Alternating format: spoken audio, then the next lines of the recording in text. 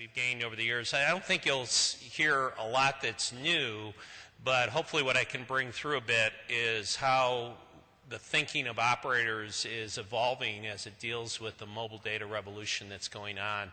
And really, while I don't typically like to mention competing products, clearly the seminal event in the industry with mobile data was the introduction of the iPhone, because that's what really got people's attention around what the power of a mobile data network could provide and what kind of capabilities could be embodied in the phone.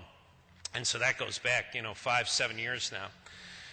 So let me talk a little bit about, and I presume we're all good with the streaming and all that, because it says do not close desktop presenter. I have not touched anything except the page down button. But let me talk a little bit about what's going on. Again, none of this, for many of you, this may not be new. I want to socially network with people that are at the Yard House, or I guess there's this application Foursquare where you can become the mayor of a location if you happen to frequent it. So presumably there's a mayor of the Hard Rock Cafe at this point.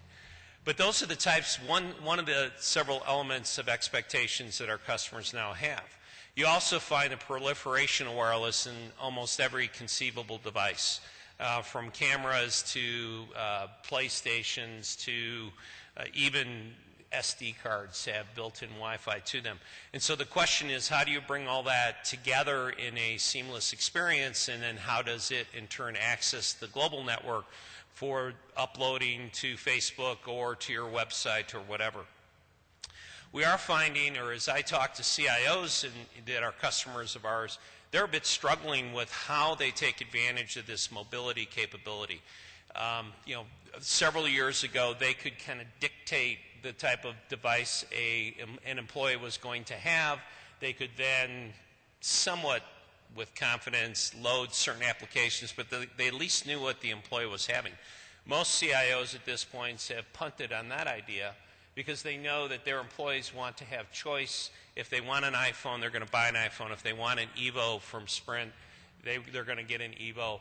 And they in turn, as a CIO, need to try to figure out, how do I accommodate these users onto my network and then take advantage of the fact that they've got a very powerful device in their hand, and how do I make that something that I can improve productivity of a mobile workforce, a sales force, a service or technician team, or whatever it might be. So how that gets integrated into their business processes is a new and emerging debate that's occurring in the CIO suites. And finally, up in the upper left, this all sums up into what is effectively a true mobile internet experience.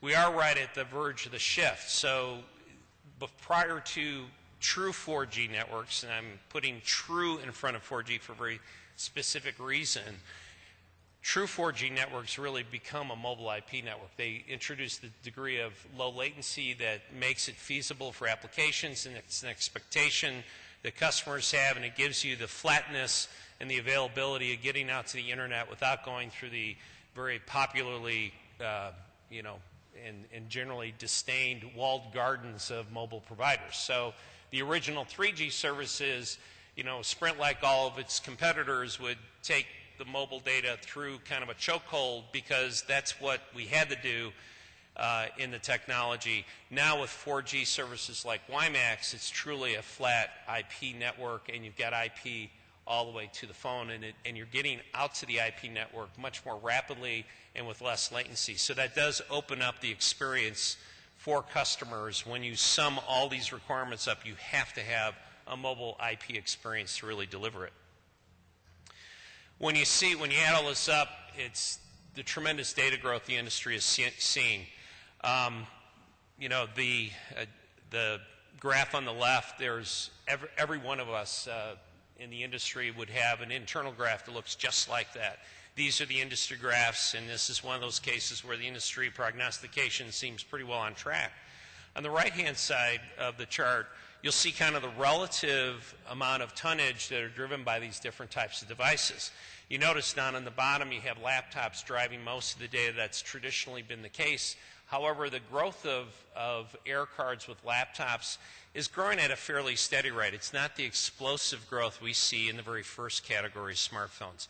And that's where most of the challenge is for us as a wireless operator is today, is with the proliferation of smartphones. So while they don't drive as much tonnage on a per user basis, there's a lot of users out there with these things in their hands. I'm sure, does anyone in the audience not have a smartphone as one of their devices? Wow, said with pride. That's interesting, especially in this kind of audience. You're a marvel.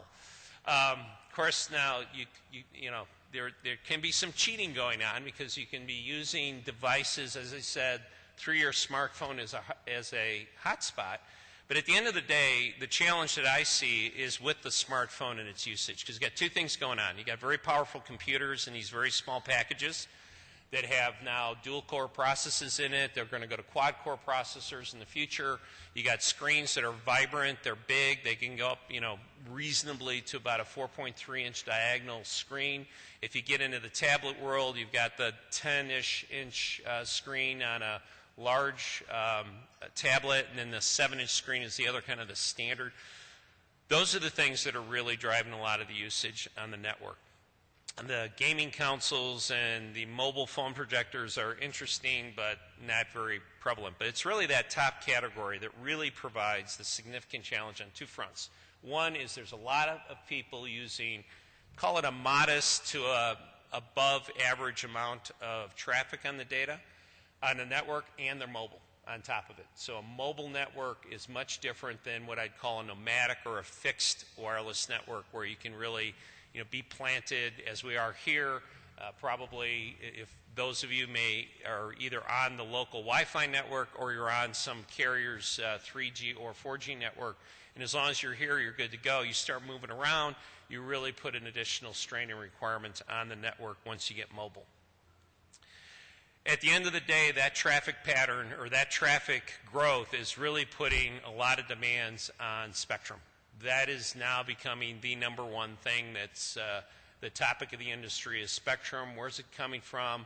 There's a couple of companies that assert that their merger is going to somehow magically create more spectrum to enable. That's a bit of a hollow argument from my point of view, but nonetheless, spectrum is very important, and how efficiently we use that spectrum is extremely, extremely important. There are two components, too, to the data usage. I've talked about tonnage, but the other thing that drives us crazy are the number of connections, in other words, the number of session requests we get on the network from a mobile device. And it is staggering, the rate of growth of just the pings to the network from devices like a handheld smartphone have grown exponentially, just on the same pattern as that curve, although shorten that up to just an 18-month to 2-month or 2-year window, where we've seen connections expand dramatically, exponentially on our network because of the proliferation of a large number of smartphone devices. When you combine that with the tonnage requirements, you get the entire impact of this data wave that's coming at us and that we're in the midst of trying to address. Now, connections in and of themselves, they tend to impact the core elements of the network. And when we have elements in the core, that's somewhat manageable. You have to throw, you know, hardware at it to fix it. But really, the combination of that really is challenging for wireless operators, the impact of the connections plus the tonnage on the RF layer. And that's where the spectrum issue comes into play. So the way we're addressing, I'm going to spend just a couple of slides talking a little bit of how Sprint specifically is addressing it with a modernization program that we call Network Vision. And basically, this impact is so great to us that we're choosing to completely overhaul our wireless network to the latest technology that will help us drop our costs on a per megabyte basis and also increase the technology and spectrum flexibility that we can get from the core elements of our CDMA network. We're going to a platform that consolidates a lot of legacy technology into things that are much more common, such as, you know, instead of having proprietary cables going back and forth in the equipment, we just have Ethernet connections. So you can see it's very heavily software defined. It's very heavily based on standard chipsets, less customization, less proprietary type technology and hardware, which allows us to more smoothly and easily upgrade the software for future requirements. So based on the deployment of this, which is a multi-billion-dollar program over the next 3 to 4 years, what we expect to get for our benefit, for our customer benefit, which is the most important thing, is the type of capacity and improvement in performance that dramatically will improve the mobile experience to meet the needs that I had previously described, as well as the type of growth that we're experiencing that I also had described. On our side, if it drops our cost per megabit, we can stay on a path that helps enable customers to really use the network the way they want to. We could choose to constrain customer usage in an effort to manage the costs, or you could go to a lower cost floor in order to allow customers to use it for what they thought they bought, which was a mobile data service that they want to use where they want, how they want to do it. So this is a foundational program for us that's born out of this growth that we're seeing in the data network. One of the points I wanted to make on this slide, and there probably aren't a ton of RF engineers in the audience, but I want to point out that this idea around a 4G network being truly a mobile IP network. Not only does it give you the faster speed, but it gives you the flatness of the architecture that allows you to be in a much more low latency environment with really IP access all the way out to the edge. So in this case, what we have been planning to do is, in conjunction with Clearwire, who we own a slightly less than majority part of now, but we have built into this plan the idea of doing a joint build with them, something we call network hosting or network sharing. And in that technology, we can choose to deploy the WiMAX network today, which is a 4G network in its true sense. It's an IP-based technology. Or we could choose to go to LTE in the future, which is also essentially a mobile IP type of infrastructure, both of which are very fast, and both of which are really in the category of being a true IP network. So this platform is the one that we decided on in order to give us that flexibility and ability to grow in the future to address the type of growth that I just showed you a couple slides ago. Won't take you through all these slides, but there are a couple of other points I wanted to make. The yellow blocks really represent the type of capacity and performance improvement to deliver that mobile experience and make better use of the spectrum that we're choosing to enable. On the bottom half, you'll see a core network modernization. We're currently about partway through an IP-based core infrastructure for voice and data. You know, data is IP at a point. This project takes it the rest of the way, where we can now unbundle all the elements of the network, embed them in our IMS infrastructure, and then allow ourselves to create more flexible services using the building blocks of all the attributes of the network and put it together in applications that customers will use and enjoy. Right now, you can get part of them are in IMS and part of them aren't, and now this will finish that job to put all different sorts of capabilities and make it accessible for IP-based services and infrastructure. The only other point I'll make on this, obviously the bandwidth drives us to an Ethernet backhaul network versus a TDM-based. The push-to-talk modernization is really more of it's very much oriented on a challenge that we have in trying to consolidate our two wireless networks into a single one. In order to do that, we need to deploy a push-to-talk product that not only duplicates what we've provided in our IDEN push-to-talk product, but also adds on to it the capabilities of a mobile data infrastructure. So now what I've talked about is how we're particularly addressing the issue of the data growth by throwing hardware at it. And, you know, this is sort of the arms race we're all in. We pour a lot of money into the network to fundamentally grow the capacity up to the limits of its spectrum in order to handle as much data as we can. But that in itself is not a sustainable option for us. We have to find other ways to manage that data flow and still provide the end user the experience that we need. And this is something as a network operator really changes a lot of elements of what you have to deal with, and you wind up needing to manage and surveil or service manage a lot of elements that are basically outside of your control. So if you look in the far right, the offload concepts, there's a lot of discussion around Wi-Fi offload. So the minute you start thinking about Wi-Fi offload, it's good for operators that own the large, expensive wireless mobile networks. And if a customer's at home and they've got a Wi-Fi network in their house, to get some of that traffic onto their home network carried by, a Comcast, a Time Warner, a Quest in the case of Denver, or now CenturyLink, I guess. Those are things that are good for us as a wireless operator. It's good for the customer because they'll have access and they're already paying for that linkage. But it's also a network that, as a wireless operator, we're not managing that. So how do you manage that service experience? And that's a challenge for us to think through. And that's extending that concept beyond just Wi-Fi to any other network that happens to be available that's not your own. So that's the heterogeneous network kind of concept. There are some emerging technologies that are suggesting you could actually combine the capabilities of various networks that you have wireless access to and combining that into a single high-speed pipe. A little early in that, but those are types of things that, from an offload perspective, wireless operators have to consider and pursue in order to help manage this data growth that we're experiencing. On the top, you see the topic of optimization. The concept from our perspective is how do you optimize the amount of bandwidth you need that takes into consideration what the customer is doing with the application and what kind of device do they have in their hand. So if you have a small device like this one, which has got a 3.5-inch screen or thereabouts, versus a 10-inch tablet, and you're doing a video application, you don't need quite as much bandwidth for the same user experience between this device and a tablet device.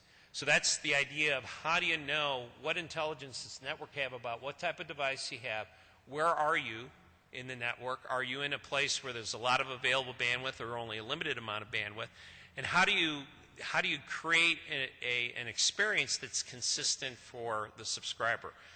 A lot different than the concept of just throttling, where you just say, I'm not giving you all that bandwidth, so I don't care how good the experience is. It's a much more sophisticated approach to managing that experience and saving some network resources, but still delivering to the customer what they want. And the last area is in the area of policy, which can take a lot of different forms. From a marketing perspective, you could choose to do, there's talk and discussion around tiered pricing. You get a premium services. So in that regard, you can establish some policy for your users based on the level of service they're choosing to pay for. The other part that is something we currently do and all operators currently do is monitoring and addressing what we would call abusers. And these are folks that are on the outer limit and an outlier in their usage, and it is not consistent with the fundamental intent of the type of service you're providing. What we found, depending on the type of device, somewhere between 2 to 3% of the users drive 25 to 35% of the total tonnage on the network for that device category. So it's you get a nice distribution, and then you got these outliers way off, way, way off to the right. I've seen numbers where we've got customers using in excess of 700 gigabytes per month on their device.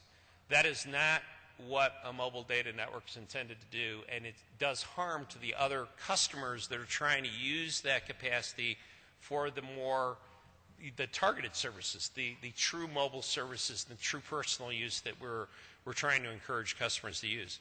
So we do have to monitor those types of outliers and address them, which may mean taking them off the network if they don't curtail their usage. But this is, again, a very, very small percentage, but that very, very small percentage drives a tremendous amount of data, and they are probably doing things like streaming peer-to-peer type networks. They're perhaps got it connected to a website that could be doing anything.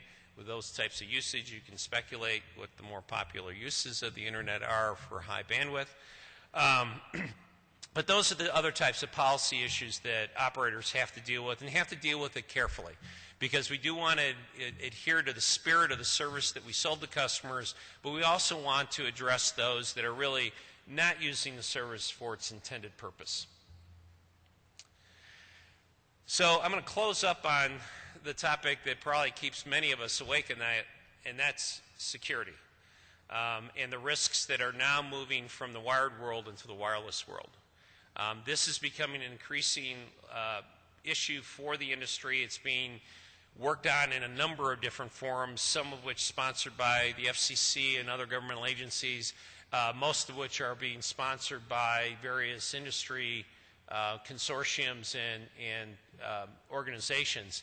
But basically, just think of all the, the way I was thinking about this is if you go back, I don't know, I guess maybe 7 years or so, to the earlier days of high internet usage and the types of security issues that were emerging, the types of things that security software companies and network operators had to do to prevent DOS attacks and those sorts of things, that's all moved now into the mobile world. And it's moved there for two reasons. One is there's a lot of users, and the most important one is that these devices have got enough power in them to really be abused. So you see now the start of attacks and bots that are showing up on mobile devices. There's basically the two big bases, the iOS base that is the iPhone product and the Android base, which is actually larger than the iPhone base of users, and those are becoming the new targets. So what you're seeing now is a migration of all the techniques and capabilities that were developed to manage security and to protect customers and businesses from the bad guys on the wired internet, and that needs to now find its way over into the mobile environment and be done in a way that adapts itself to the type of unique characteristics that a mobile device or mobile service had. So on the bottom chart you can see that a lot of these are the more popular or more well publicized, I should say, but the bottom one is the one that gets your attention. Is that there's the first case where, not the first case, but that's a case where we now see an infected application on mobile devices that are sitting there lurking, doing damage or waiting to do damage or waiting to take command and launch something out to the internet that the user is not aware of.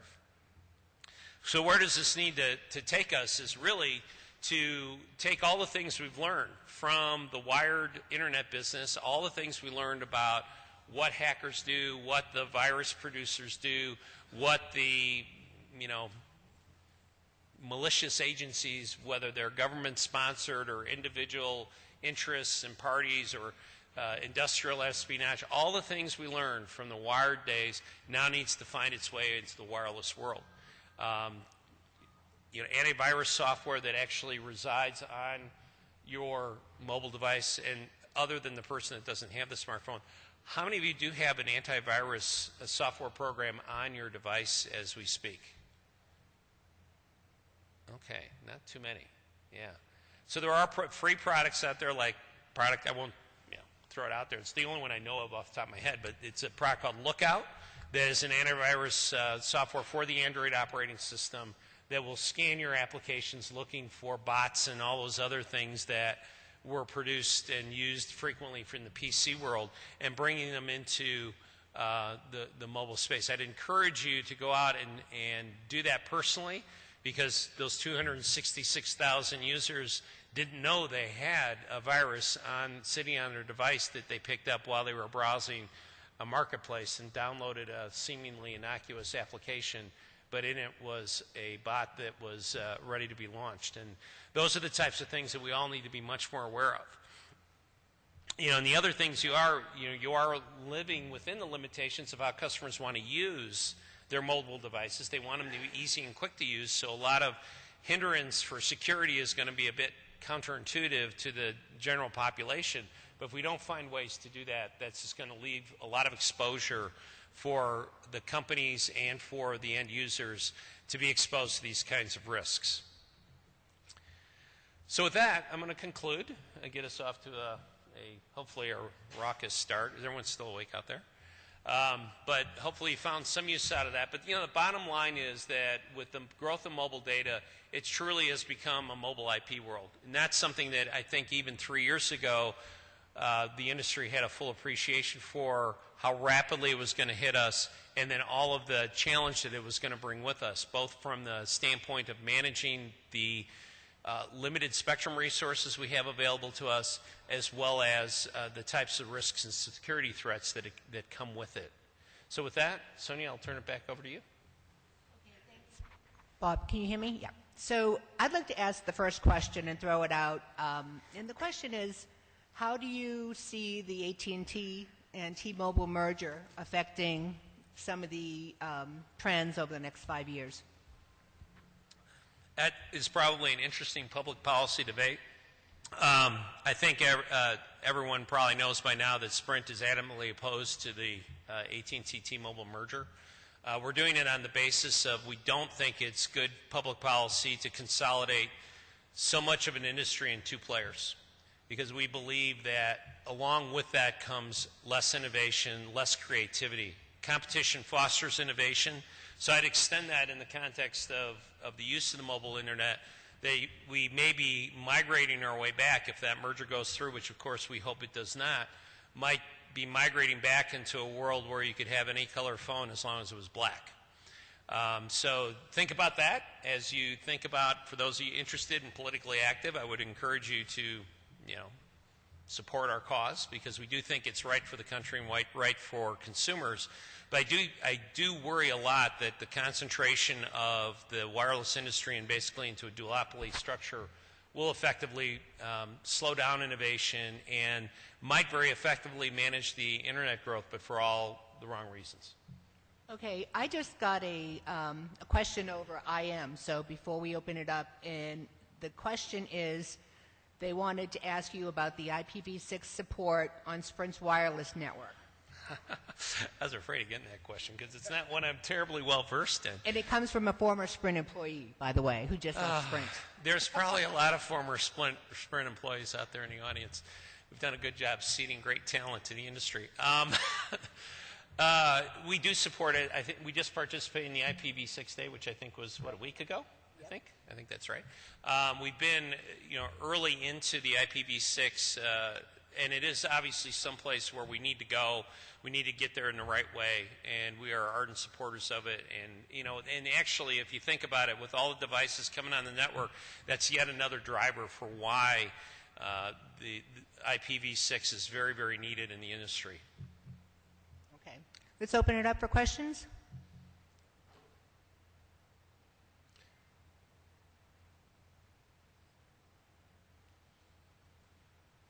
Jeff Houston, APNIC. In the airline industry, I assume that around 2% of the passengers consume about 25% of the passenger miles, and they're called frequent flyers. Mm-hmm. And they're cosseted. They're treated with favour. They're favourite passengers. Why does your industry call them abusers? What's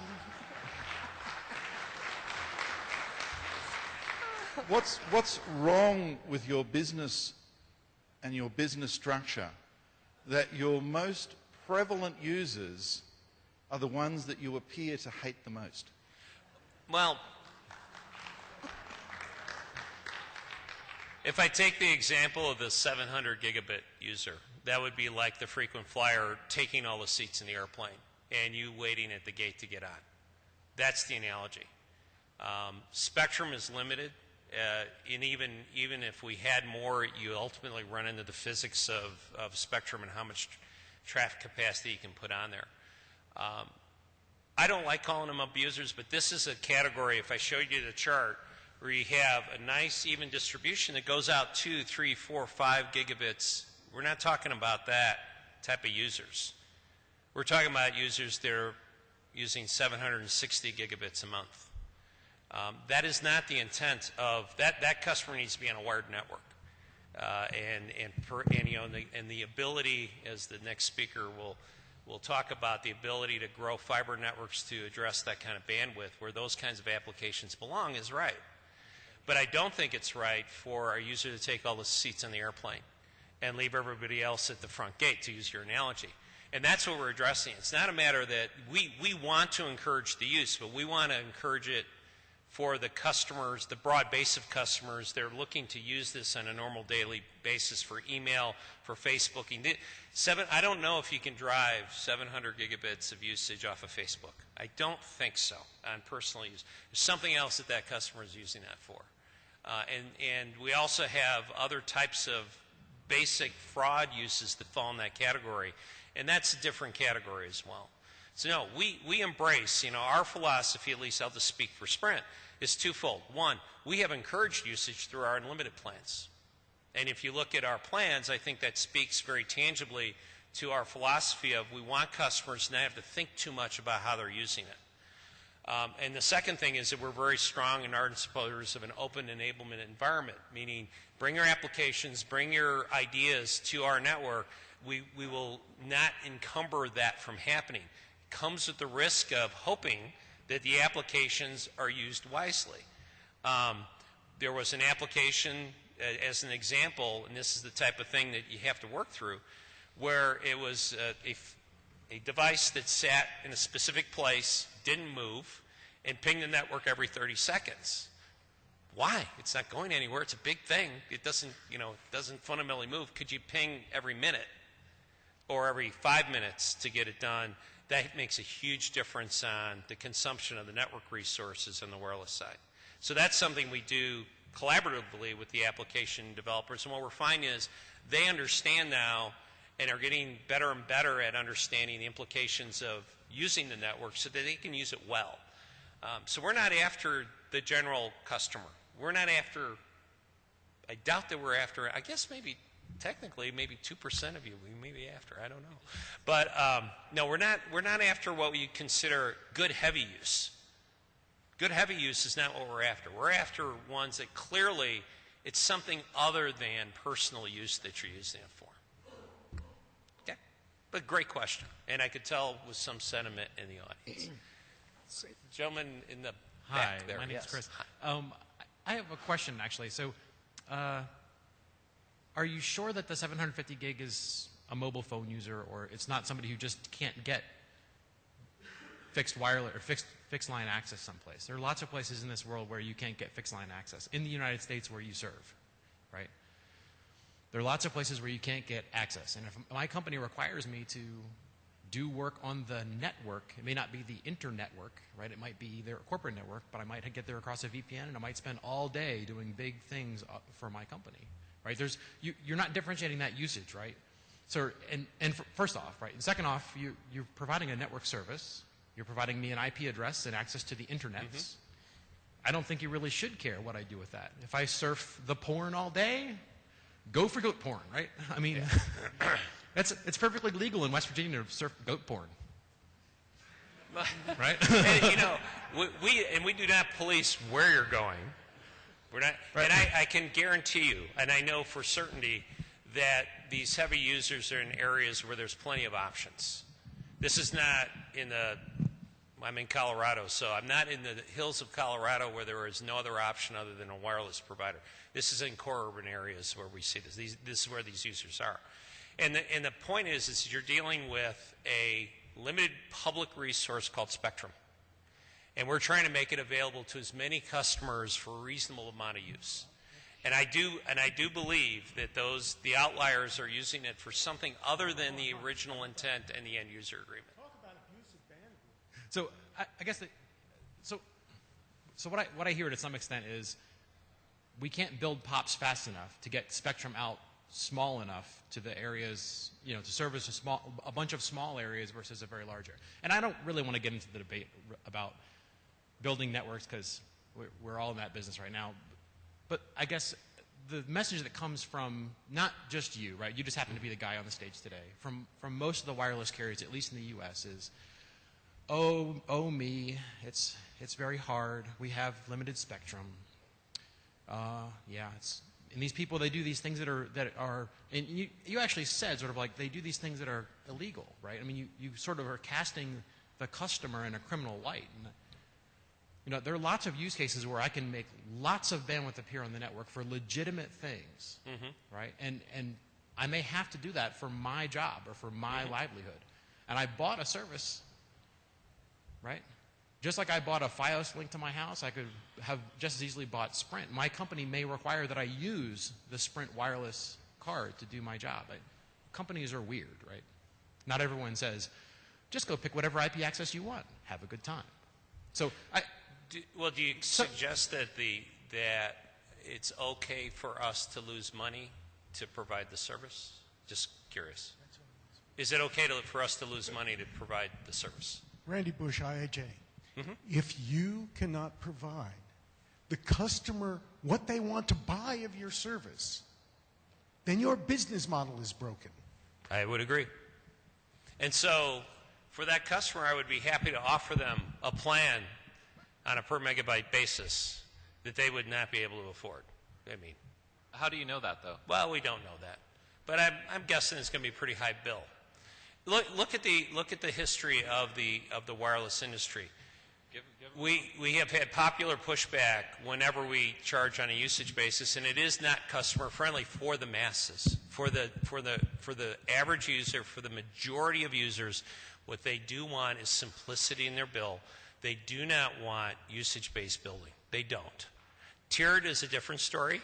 That has been talked about wildly, but it's just, it's usage-based to a point. Hi, my name's Dennis with Link Technologies. I'm on the board of directors with WISPA, which I've told most people here already. We are a lot of wireless ISPs, and I know a lot of you guys have the same question, but we run into this every day. Some of our customers who are in literally middle of nowheresville, they have an access point on a tower that has the total capacity of 3 megabit. Now, if we had 50 customers, we can give them excellent service for, say, Facebook, items like web surfing, email, things like that. But as soon as you get one user on there, or two users that are streaming Netflix, I'm going to pick on Netflix, I apologize, or are downloading 700 gig a month, it doesn't matter if the traffic is legitimate or not. They are taking up more resources than the network has, the capacity has. In our case, we don't have any more capacity to give them. We have 3 channels in 900 megahertz that we can use, unlicensed anyway, and that's it. In each one of those channels, you can put 3 radios on an AP, and it's 3 meg each. That's it. There is no more spectrum available to get faster access. And it's the same exact thing on Sprint's buying spectrum for millions and millions and millions of dollars, I'm sure. We're using unlicensed band with unlicensed spectrum that the FCC has allocated to us, and we've been trying to get more and more, just like Sprint's trying to get more and more, but it's the same difference. Eventually, you have to have that wonderful network management practice that the FCC has talked about. Is it fair for us to provide 40 customers with decent access to email, web, the majority of people access to that, or is it fair to have everybody else off those APs completely slow down to dial-up speed so that one person can download their 700 meg of work data? Even if it is valid, it's still not good network management for us to do that. They can. In our case, most of our providers offer a structure in which they can buy per gig if they wish to.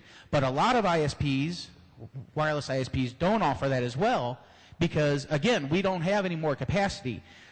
So we would need to make 40 times what you would normally pay for you to dedicate an access point to you. And whenever I send you that bill, you're not going to like it. And that's what ends up happening. Exactly. And that's what a lot of companies do, or the companies say either you curb your bandwidth usage or we'll drop you off the network, like I guess Sprint's currently doing, and a lot of our customers do. It's a business decision. It's not necessarily stating that it's wrong or right, but those are the only 2 methods. It's either you charge them so far out of place. You've seen these bills where AT&T sent a bill for $12,000 to an individual cell phone customer. Do you think they're going to pay that? They're not. They're not going to pay it. They're going to just say, screw you, and go on to Sprint probably. Okay? But that's what's going to happen, and unless you inform them, keep them up to date, it's not going to happen. Can you come up to the mic, please? He's just, there you go. I'm sorry, I've been fired up about this for a long time, so I'm sorry. I'm just saying one of several things will happen. Either the users will change their behavior, which is a benefit to you guys, to reduce their usage for the same or only slightly more. They will either do that, or they will start paying more, or they will completely leave your network. Yes, that may be a problem, but eventually they're going to find out that they either have the same problem on other networks, and they just have to deal with it, or another network will come in and start competing and figure out a way to do it cheaper. And the whole environment becomes more healthy at that point. But to just say everybody needs to use Facebook and email, and the 2% that decide they want to do something more with the network are causing the problem, that doesn't allow for growth. That doesn't spur innovation. That doesn't allow the internet to grow. The wireless operators are stifling growth at that point. And yes, there's an economic issue here, but we need to allow the entire internet community to figure out a way to come in and make this successful. And I think that the users need to be able to modify their behavior or come up with the cash to support it, one of the two. And we need to give them that information. And if the information is your bill is $12,000 a month, that will likely change their behavior. So that's my 2 cents. Thank you. Okay. Next question. Hi, Rob Seastrom. I work for Time Warner Cable, but I'm speaking strictly on my own behalf here. Okay. I am a Sprint EVDO customer and have been for a number of years. I'd first off like to thank you guys for stopping intercepting my port 53 traffic and redirecting it to your own name servers. That was really a nice thing for you to stop doing, and I appreciate not messing with the traffic I'm sending you through your network. I'm on an unlimited plan, but I'm not on an unlimited plan because I want simplicity on my bill. I am on an unlimited plan because your overage charges are usurious and ridiculous in the context of what it costs you to deliver the service. And for a very common one that I think everybody in this room can identify with, although I don't use SMS with my EVDO stick, SMS charges on every carrier are 5 orders of magnitude more than it costs you to provide the service. And I have no problem offering you a reasonable markup of between 1 and 2 orders of magnitude on the cost of wholesale bandwidth. But I would welcome the ability to cut my monthly bill from my unlimited service down something where I was paying some reasonable amount for having the device on the network and then paid for every bit that I sent over the network. Because right now, what I am doing, because I am on an unlimited plan, because I don't want to be whacked with a $1 a megabyte or whatever it is crazy overage charge if I use 275 megs instead of 250, I am subsidizing those people who are abusing your network. And I don't appreciate that. So I think that the problem, frankly, is a lack of richness of billing and plans, where I can choose the one that's correct for me. And I don't use my service when there's something better to use, like cable modem or whatever. I'm all too happy to move my traffic off of your wireless network where it's scarce. But it seems to me that actually the unlimited plans don't work the way that you perhaps think they do. Thank you. Michael Sinatra, ESNet, also speaking for myself. I just want to go back to the airplane analogy, because I don't think it's actually the case that you've got a frequent flyers taking up all the space. I think you have an airline that is allowing its flyers to bring an unlimited amount of luggage on the plane, and then when somebody brings too much and the plane can't get off the ground, or it takes 7 hours to get from Los Angeles to San Francisco, you say, oh, somebody abused the luggage policy. The luggage policy allows people to bring as much luggage as they can on the plane. So you need to, like as Rob said, you need to make something that's a little bit richer and that's going to capture the usage patterns that people have and give them incentives to do the right thing.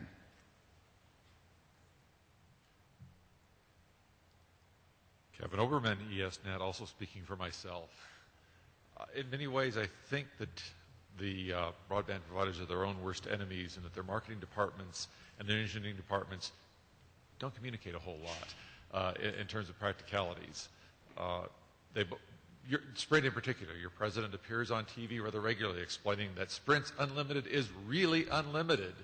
He doesn't say, except of course for those who download a whole bunch of stuff who are therefore abusing the system. He says it's unlimited. Everybody else, of course, says it's unlimited, and it really isn't unlimited, so at least he's a bit more honest than the others. All the other unlimited plans have limits in them, which strike me as kind of odd. But the reality is, as long as you're offering an unlimited service for a flat rate, I see nothing abusive about people taking advantage of that. Yes, it may be that things would work better if they were wired, but gee, it's convenient. Just pull out my cell phone and watch the movie. Well, no, actually, I'd never watch a movie on a cell phone, but I know people who would and do. And they eat up a lot of bandwidth because you ask for it. Your marketing department says, please use our unlimited bandwidth. And then you say, oh, crud, we're out of bandwidth because of these abusive people. There's got to be some correction there. Either you've got to charge per volume of traffic uploaded, and heaven knows I know that will not be inexpensive. I know how much telcos have paid for years to do accounting and keep track of all of the phone calls people make for billing, and I know it is tremendously expensive.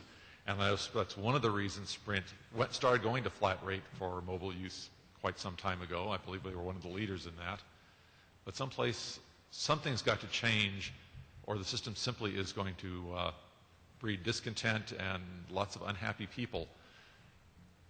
And many of those unhappy people are doing nothing that is really improper.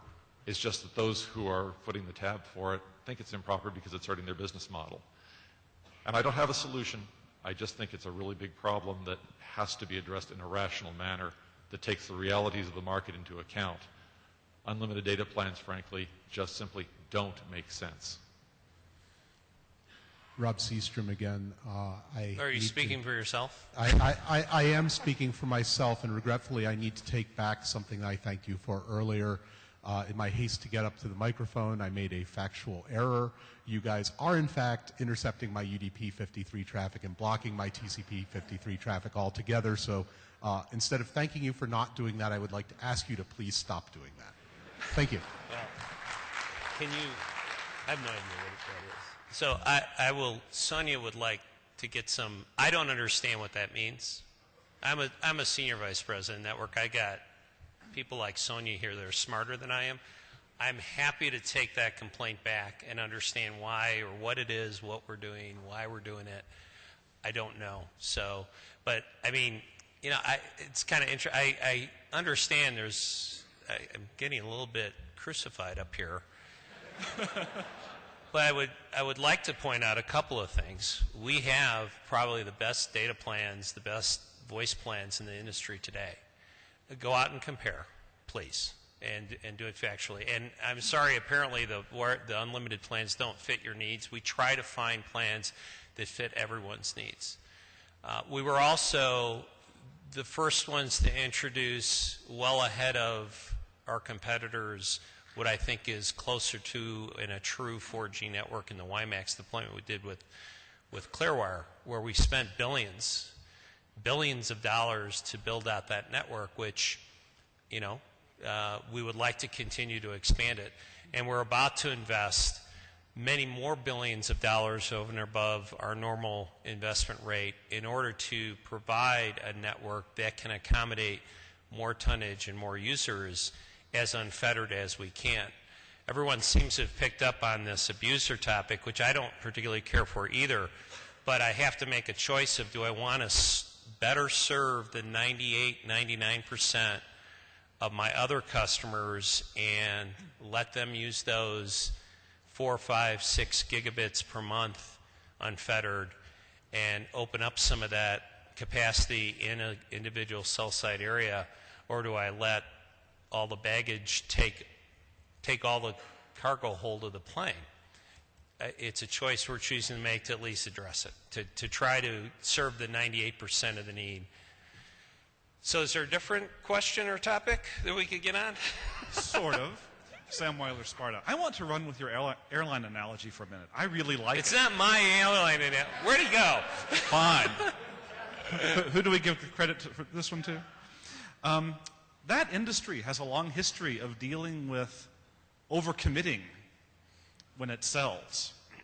And the answer to that has been found. It's called regulation. There's a penalty that every airline pays when they have to bump a passenger, particularly involuntarily. Those rules have been around for a long time. They've just been revised.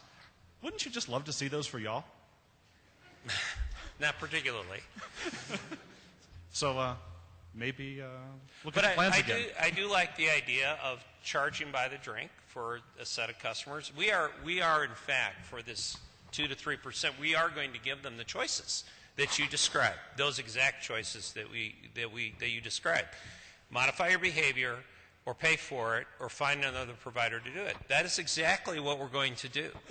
And we're going to lose the customer, and that may be the outcome of it. And that's fine. It's better in the long run for the 98% of the customers that would like access to that wireless network. Because remember, what's in the air is shared.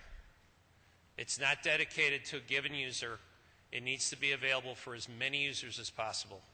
And if I'm being criticized for offering unlimited plans that are unlimited within some realistic boundary way off to the outlying area, then so be it, because it's still a better plan than you're going to find elsewhere in the industry.